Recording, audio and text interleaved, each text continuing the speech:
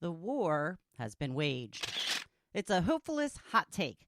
So we are in the midst of, well, a crisis. Frankly, it is a crisis. Yesterday, the Arizona Supreme Court deemed that an abortion ban dating back to 1864 will be upheld. It will be used.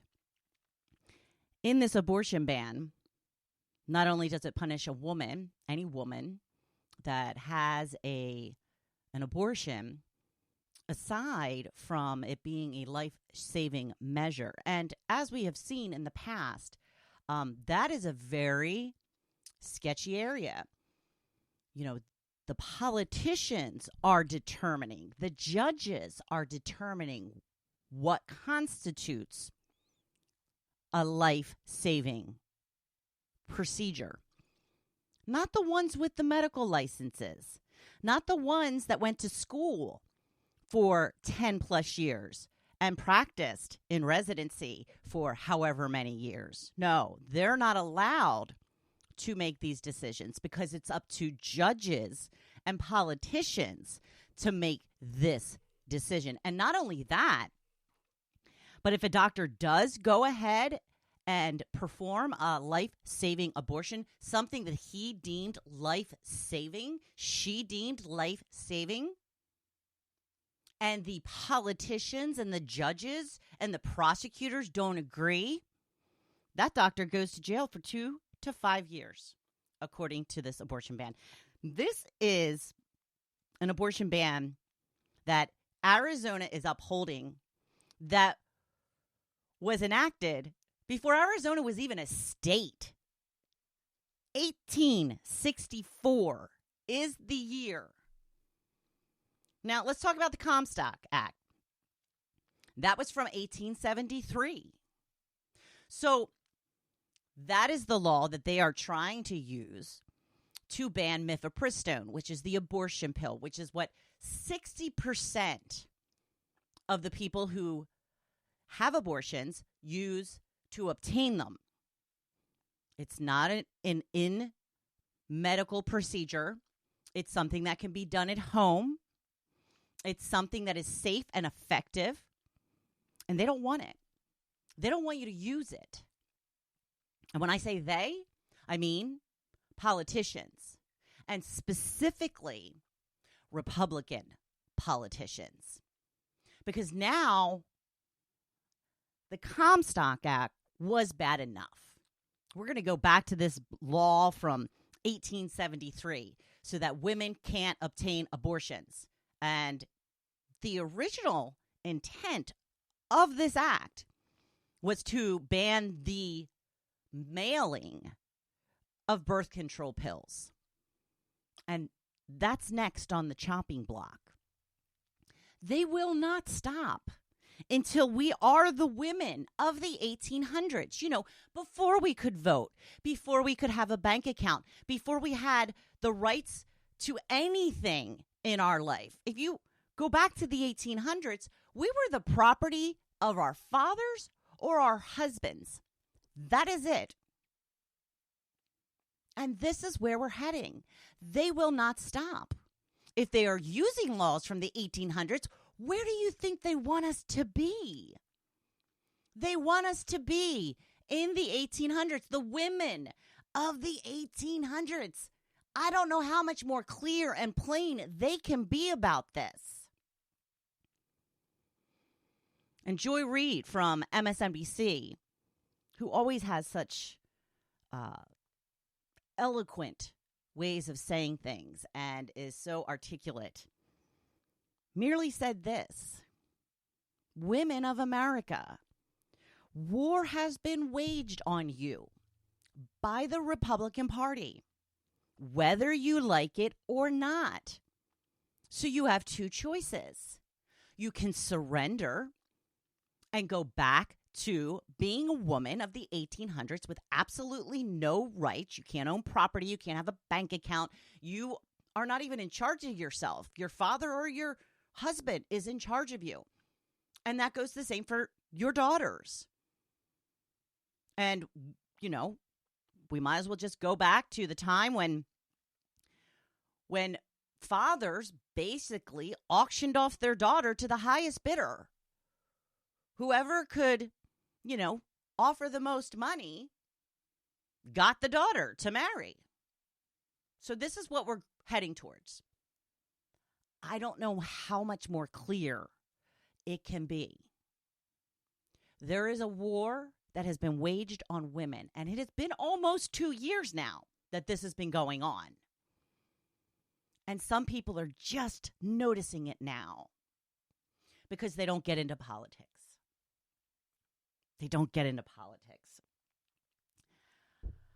That really infuriates me when people say that, because when you say that you don't get into politics, that is said from an extreme place of privilege. That means that the atrocities that are happening in this country right now are not affecting you. So you don't want to get involved. And frankly, I think that's terrible. I think it's terrible to sit back and watch atrocities happen day after day, week after week, year after year, and to not stand up and say anything. It's cowardice. It's selfish. And you should be ashamed of yourself. I am not of childbearing age. I will never need to have an abortion. Yet I fight for it. I fight for the women that are of childbearing age. I fight for the women that are growing up now. I fight for the women that are yet to be born. And while our mothers and our grandmothers fought to get us the rights that we had until 2 years ago, all of the rights that I just mentioned, the right to abortion, the right to a bank account, the right to own property, a right to work and make your own money. Our mothers and grandmothers fought for that. And what are your grandchildren going to say?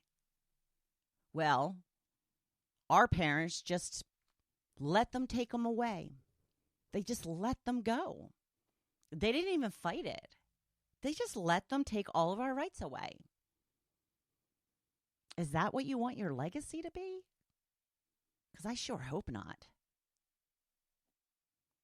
There's so much more we could be doing to put an end to this insanity.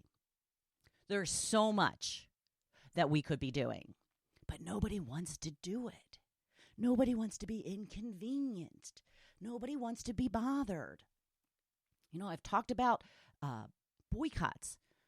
Let's boycott Amazon. Why? People ask me, why Amazon? Because they're big and everybody has Amazon. And when, 50% of the woman population stops ordering from Amazon, Jeff Bezos is going to be pissed.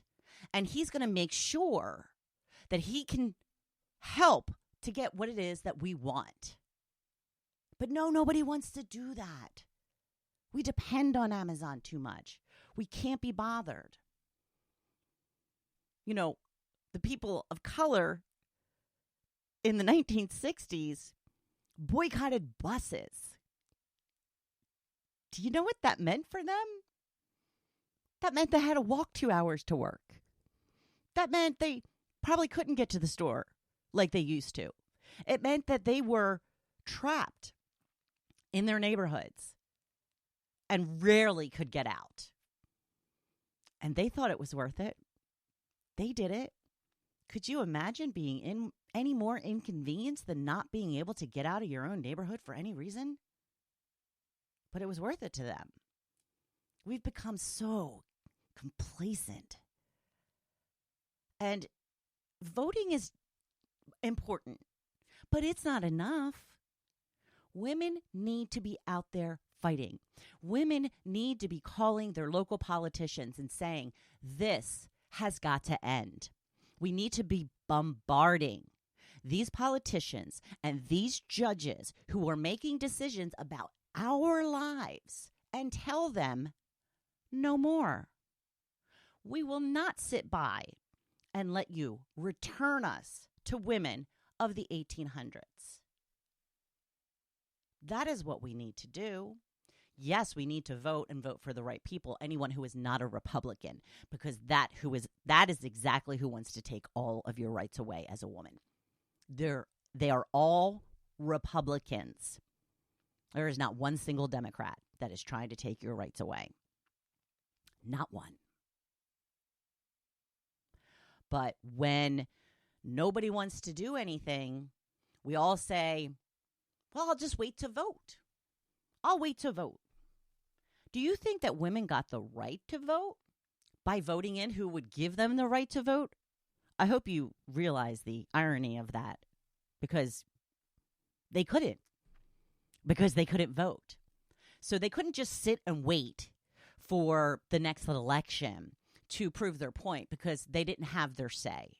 So they went into the streets. They marched. They worked hard. They called the politicians. They called the legislators. They called the judges. They called everybody they could.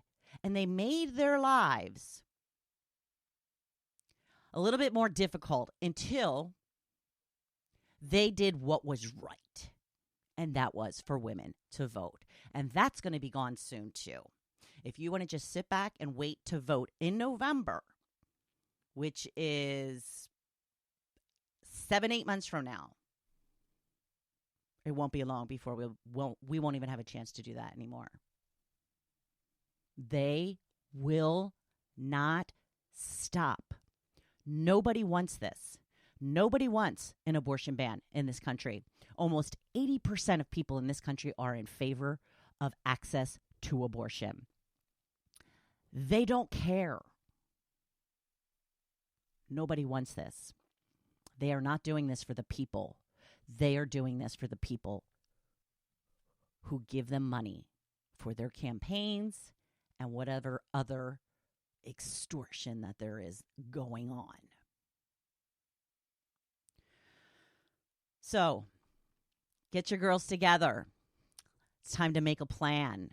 It's time to put an end to this insanity.